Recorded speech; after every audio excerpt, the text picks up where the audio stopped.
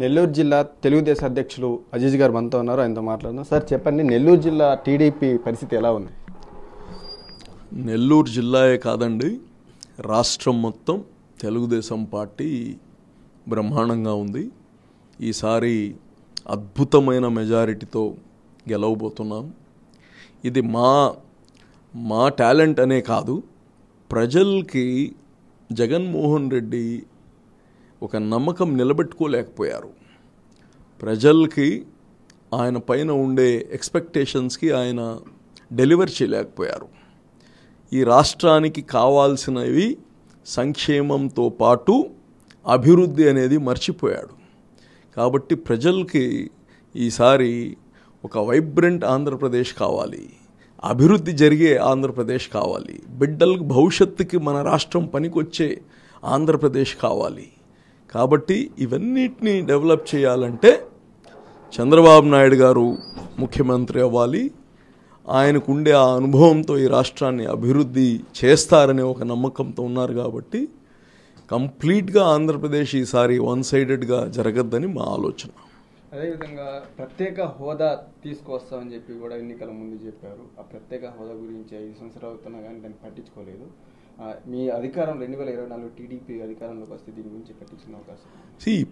ప్రత్యేక హోదా అనేది ఊరికనే మాటలు చెప్పేసేది కాదు, దానిపైన చాలా ఎక్సర్సైజ్ చేస్తారు.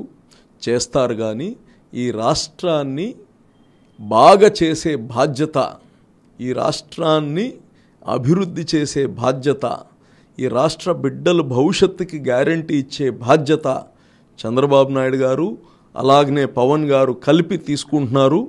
తప్పకుండా మా యొక్క ఈ అసోసియేషన్లో తప్పకుండా రాష్ట్రాన్ని అద్భుతంగా ముందుకు తీసుకెళ్తాము.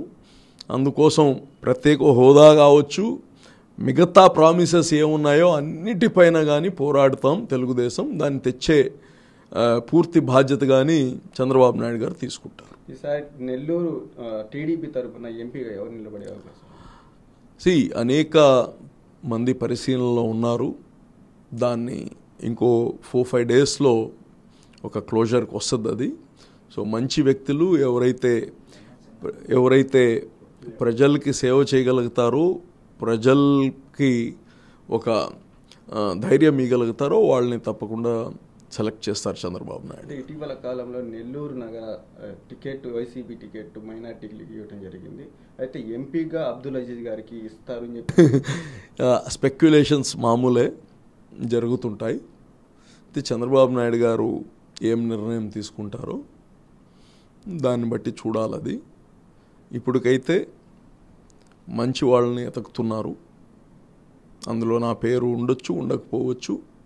అయితే ఎవరిని పెట్టినా ఒక మంచి వ్యక్తిని పెడతారు, నెల్లూరు ప్రజలకి సేవ చేసే వ్యక్తిని పెడతారు. జనసేన టీడీపీ పొత్తు నెల్లూరులో అంతగా జనసేన నాయకులు కొంచెం అసంతృప్తిగా ఉన్నట్టుగా అనిపిస్తుంది. మేము పొత్తు పెట్టుకుంది నెల్లూరులో కాదు, ఈ రాష్ట్రానికి. కొన్ని దగ్గర జిల్లాల్లో 7, 8, 9 కానీ ఇచ్చున్నారు.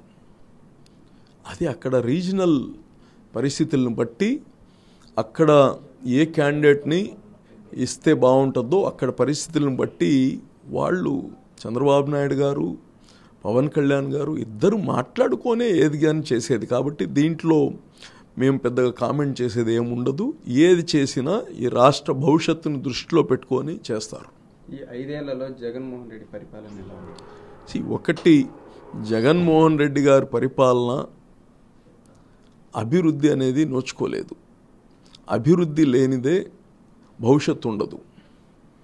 ఇది మనం రోజు తినడానికి కాదు కదా మనం బ్రతుకుతుండేది, భవిష్యత్తు వాళ్ళకి దారి చేయాలి కదా. ఇప్పుడు బిడ్డలు చదువిస్తున్నాము, వ్యాపారస్తులకి భవిష్యత్తు లేదు, చదువుకున్న వాళ్ళకి ఉద్యోగాలు లేవు, అభివృద్ధి లేదు, ఇన్ఫ్రాస్ట్రక్చర్ లేదు. హౌ డు యూ ప్రజల వెల్త్ ఎట్ట పెరగద్ది? ఉదాహరణ చెప్తా. మేము అనేక రోడ్లు వేయబట్టి, సిమెంట్ రోడ్లు వేయబట్టి అక్కడ రేట్లు పెరిగాయి, భూముల రేట్లు. ప్రజలు వాళ్ళ ఆస్తి విలువలు పెరిగాయి. అదే వెల్త్ క్రియేషన్. ఇన్ఫ్రాస్ట్రక్చర్ అంటే రోడ్డే కాదు, అందరు రోడ్ అనుకుంటారు. రోడ్తో పాటు వసతులు పెరిగినప్పుడు వాళ్ళ ఆస్తి విలువలు పెరుగుతాయి, వెల్త్ పెరుగుతుంది ప్రజలది.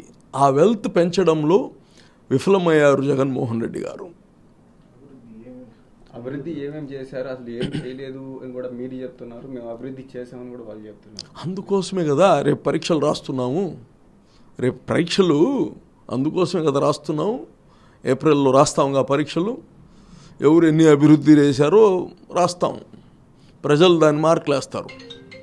సో కాబట్టి వాళ్ళు చెప్పుకోవడం కాదు కదా, ఈ అభివృద్ధి అనేది ఏదో సీల్డ్ కవర్లో పెట్టేది కాదు కదా. అభివృద్ధి, ఈ అభివృద్ధి అనేది ప్రజల కళ్ళకు కనిపించాలి, ప్రజలకి అనుభవించాలి అభివృద్ధిని. కాబట్టి అభివృద్ధి చేశామా అని వాళ్ళు ఎన్ని చేశాము అని ఎన్ని అబద్ధాలు చెప్పినా ప్రజలు దాన్ని నమ్మే పరిస్థితిలో లేరు.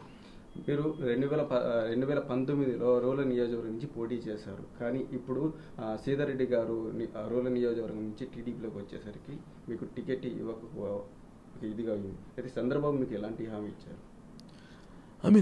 ఆయనకి నాకు మధ్యలో జరిగిన హామీలు అయ్యి ఇది ప్రజలకు చెప్పాల్సిన అవసరం లేదు. బట్ అయినా నేను ఈ తెలుగుదేశంలో ఉన్నాను కాబట్టి, ఒక జిల్లా అధ్యక్షుడిగా ఉన్నాను కాబట్టి ఈ జిల్లా మొత్తాన్ని గెలిపించే బాధ్యత నాది. కానీ సో తప్పకుండా చంద్రబాబు గారు నాకు ఏం హామీ ఇచ్చారు, నేను ఆయనకి ఏం ప్రామిస్ చేశాను అనేది దాని ఎలక్షన్ తర్వాత చూస్తాం. అది ఇప్పుడైతే ముందు గెలిపిస్తే తర్వాత మిగతా మాట్లాడవచ్చు. ముందు మా లక్ష్యం ఈ నెల్లూరుని మ్యాక్సిమం అన్నీ గెలిపించడానికి కృషి చేస్తున్నాం. షరీఫ్ గారు ఇటీవల కాలం నెల్లూరు వచ్చిన తర్వాత మీకు కూడా ఒక హామీ ఇచ్చినట్టు, అంటే అండగా నేను ఉన్నాను, మీకు ఏ ఇబ్బంది లేదు, రాజకీయంలో టీడీపీలోనే ఉండండి, కొనసాగించని కూడా చెప్పడం జరిగింది. నేను ఎవరో చెప్తే ఇక్కడికి రాలేదు, నాకెవరు హామీ ఇవ్వాల్సిన అవసరం లేదు. నేను ఒక పాలసీ నచ్చి ఇక్కడ ఉంటున్నాను, పాలసీ నచ్చి ఇక్కడ గెలవడానికి కృషి చేస్తున్నాను, గెలిపించడానికి కృషి చేస్తున్నాను.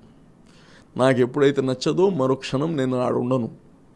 నాకు ప్రజల పట్ల చంద్రబాబు నాయుడు గారు తీసుకునే ఆలోచన, అప్రోచ్ ఈజీ కాదు, ఆయన చెప్పేసిన చేయడం ఈజీ కాదు, కానీ మార్గం కరెక్ట్. సో అభివృద్ధి సంక్షేమం రెండు కావాలి మన రాష్ట్రానికి. కాబట్టి చంద్రబాబుతో ఉంటాము. చంద్రబాబు గారు ఈ రాష్ట్ర ప్రజలతో పాటు మా సామాజిక వర్గాన్ని ప్రత్యేక గుర్తింపు చేస్తారని నాకు చెప్పారు.